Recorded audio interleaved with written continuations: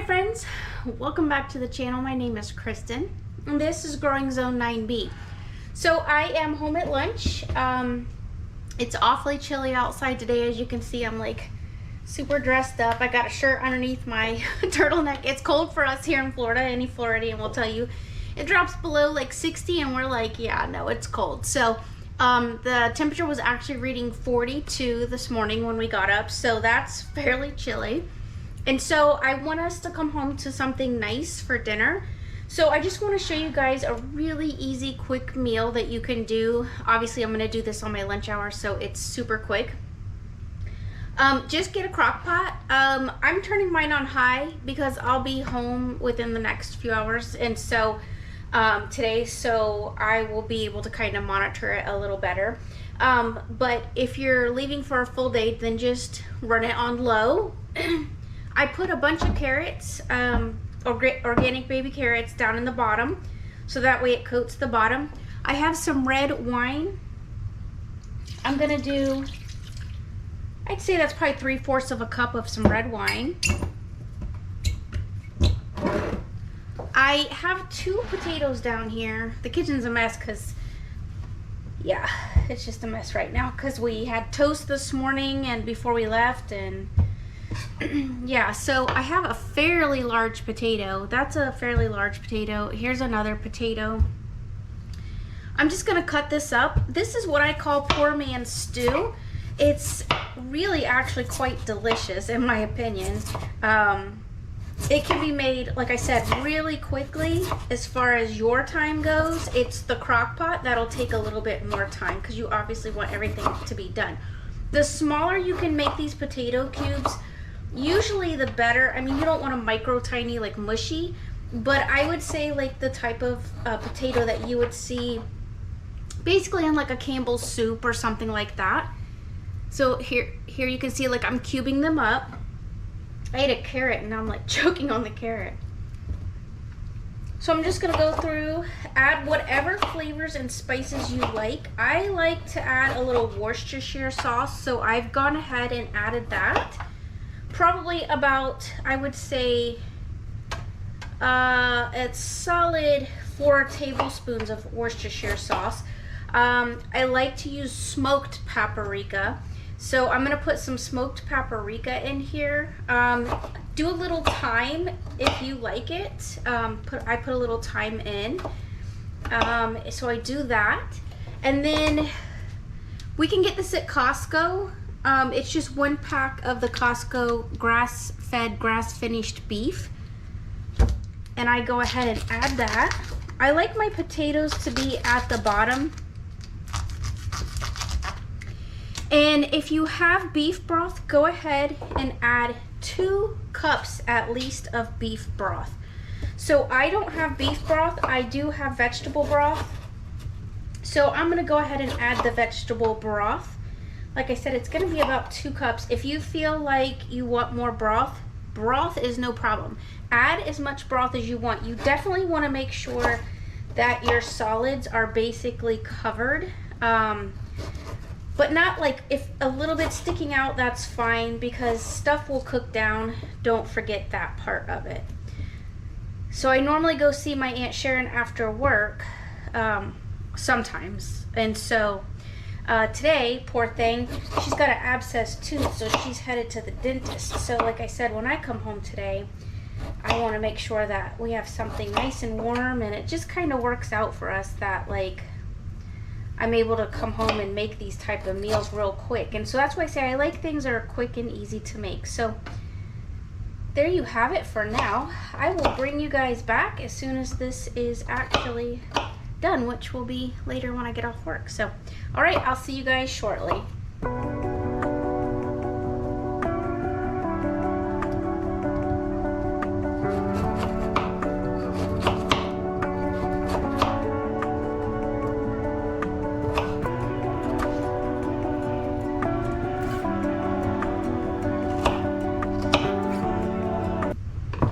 All right, so quick update.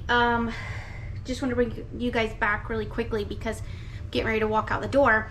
And I want to tell you, I think I said 2 cups of liquids, but I ended up adding almost 6 cups because I'm using the larger crock pot, and I just stuck the meat on top, and I would say that's at least like 2 to 4 tablespoons of butter. I did, you can see the red around there, that's the paprika. I did some salt.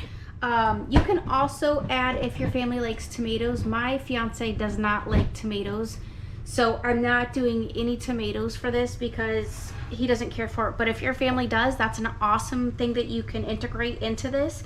Also, you can add some green beans. We have some fresh spinach. So I hate spinach personally, but when I make like his bowl or whatever, I will definitely add some spinach, some fresh spinach to the top of that so he can get greens. I love arugula, so I would add arugula. Use what you've got if, you know, when you're cooking, and that's what I'm saying. This is just a super simple way. You got your base, which is basically the carrots, the potatoes, and the meat, along with some of your favorite seasonings. And then, like I said, just add a little bit of vegetable broth or beef broth, or you know, if you don't have any broth, don't hesitate to just use some filtered water and you know, some butter, and kind of make it your own. If you want to thicken it up, you can actually add some flour. Once this cooks a little bit, pour some of that juice out, get a little saucepan, and just kind of like, you know, whip it in real quick and make like like almost like a gravy. And then when you add it back, it'll be much thinner. And so that way it's more like soup-like, so that you can consume it.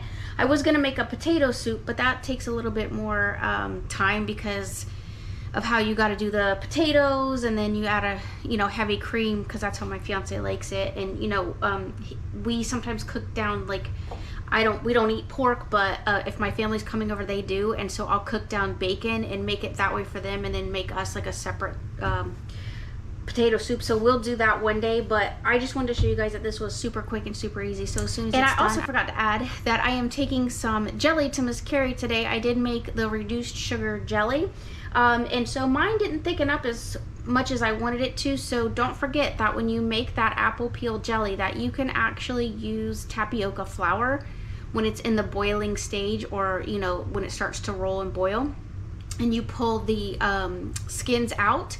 Just put it back on the heat when you're adding your pectin, and just add in a little bit of tapioca flour to kind of congeal it a little better, because you are reducing that sugar so much. So, all right, I'll bring you guys back shortly.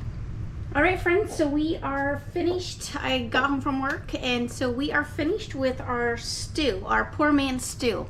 Super simple, super easy. I actually had some peas, which I've added into it. And of course, I put some garlic powder. Like I said, add the spices that you like.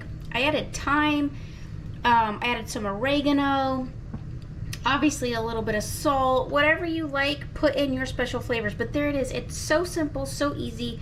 Recipe is done. So we're gonna have us a nice hearty soup tonight. And now I'm going to get everything ready, because we are going to be making an English muffin bread. It's one of my fiance's favorites. I do make it. One of my favorites is the potato bread, but he likes the English muffin, so we are gonna make that because he ran out and he has asked for more. So I will bring you guys along as soon as I move this crock pot over and I make some space here on the counter for us. All right, so let's get started. So you're gonna need 1/4 teaspoon of baking soda, not baking powder. Sometimes I get those personally like mixed up. So baking soda, 1/4 teaspoon. Then we're gonna need, now I'm gonna go ahead and use my organic coconut milk. But it works better, honestly, if you're using regular milk. So I need I think 2.5 cups, right? 2 1/4 cup of milk. Which this milk kind of needs to be like warm. And that was technically in the refrigerator. So that's not really warm, but. So 2 1/4 is like basically to there. So if your milk's not warm, because you're really looking to get it at like 110 degrees, go ahead and warm it up on the stove. So I'll bring you guys back as soon as I finish warming it up. All right, so our milk is warm, so I'm gonna go ahead and just pour it in.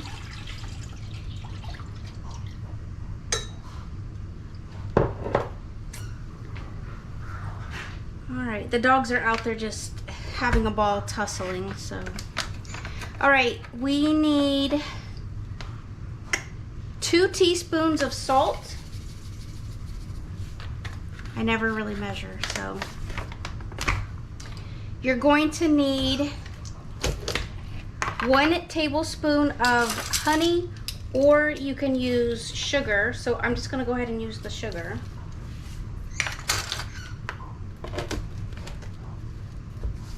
All right, you're gonna need 2 1/4 tablespoons, not teaspoons, tablespoons of yeast. This is the yeast that I'm using.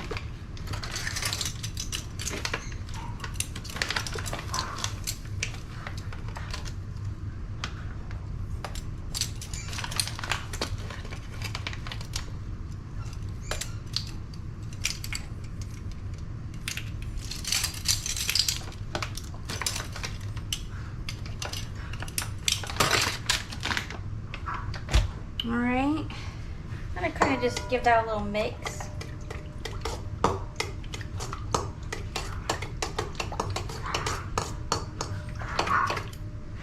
Oh, goodness, the dogs are just like acting crazy.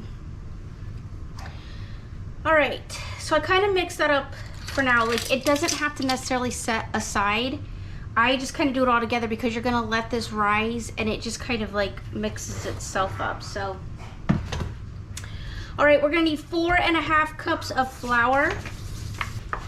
And I'm using the Kirkland's organic all-purpose flour.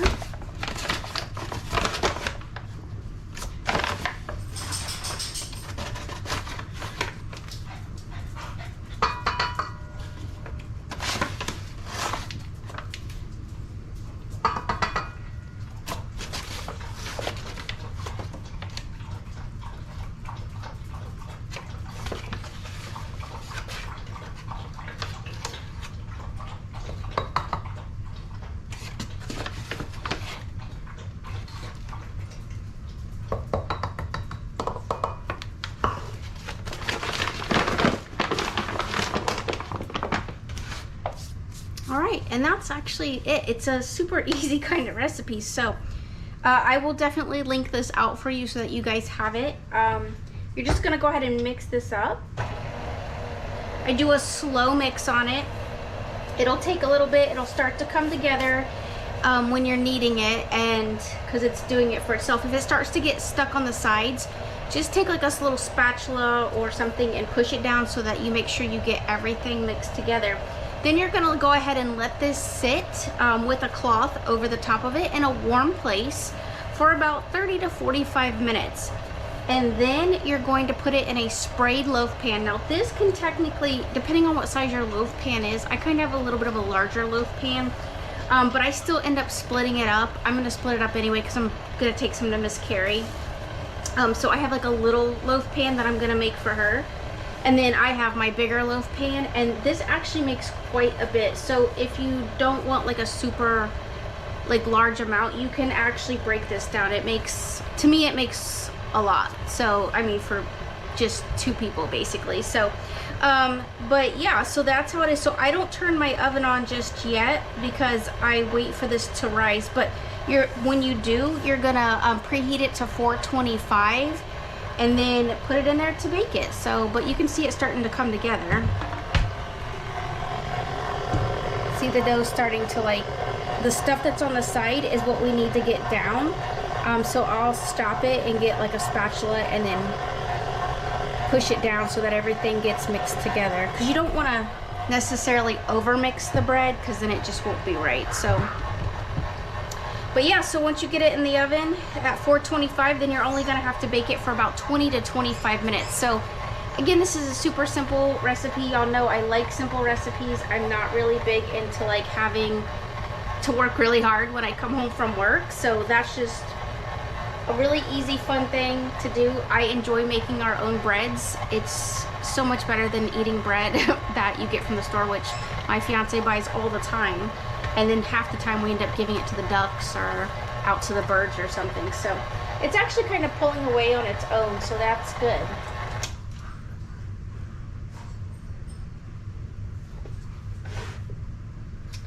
Yeah.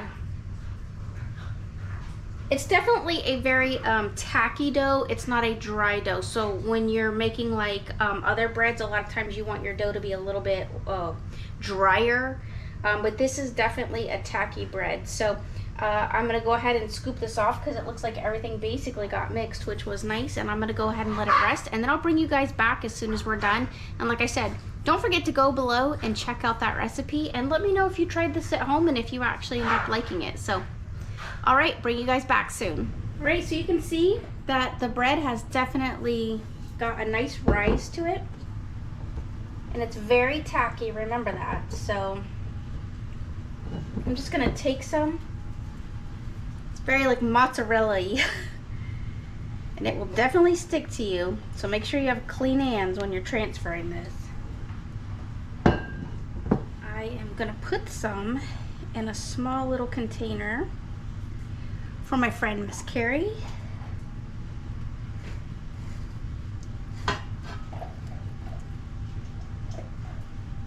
Look at my hand, it's like super tacky. So I said this bread is very, very sticky. And you don't want to add flour because you actually want it to have this tackiness to it, so.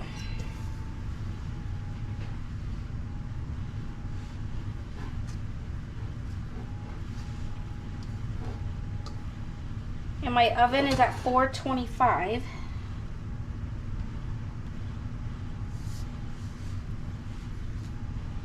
You have to end up like scooping it out with your fingers to try to get it out. This is definitely the kind of bread that you want to wipe off with a paper towel. You do not want to wash this down your sink. You never want to wash that stuff down your sink anyway, but this stuff definitely, it's like glue.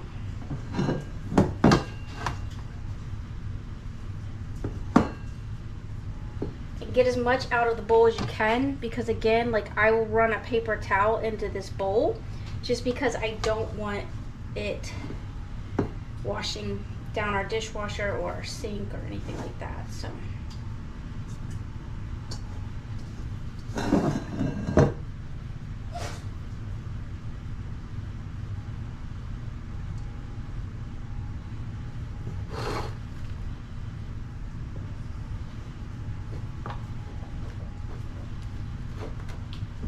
and it doesn't need to do a second rise.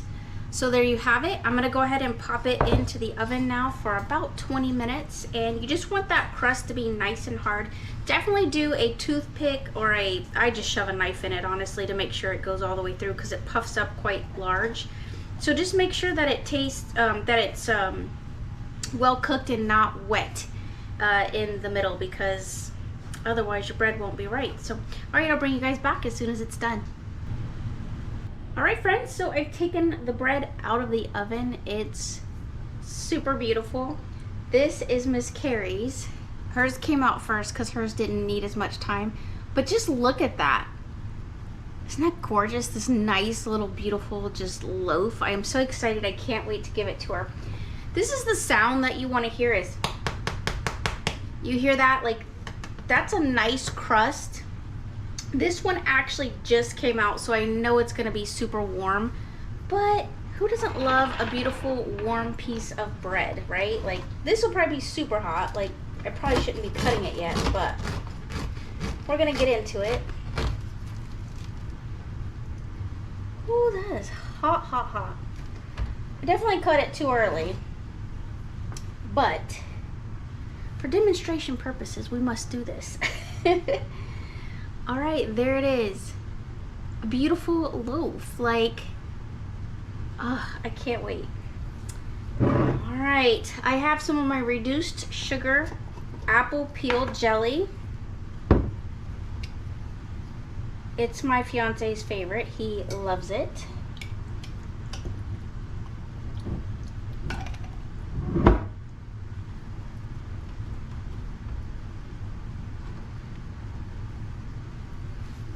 Jelly all over. You ever know something's gonna burn your mouth, but you're still gonna do it anyway? Yes, that's where we are. All right.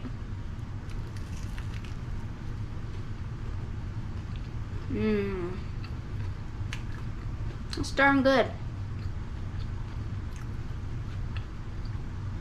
My fiance, he loves this with like scrambled eggs. You could have actually done a little bit of cornmeal and just kind of dusted it a little bit.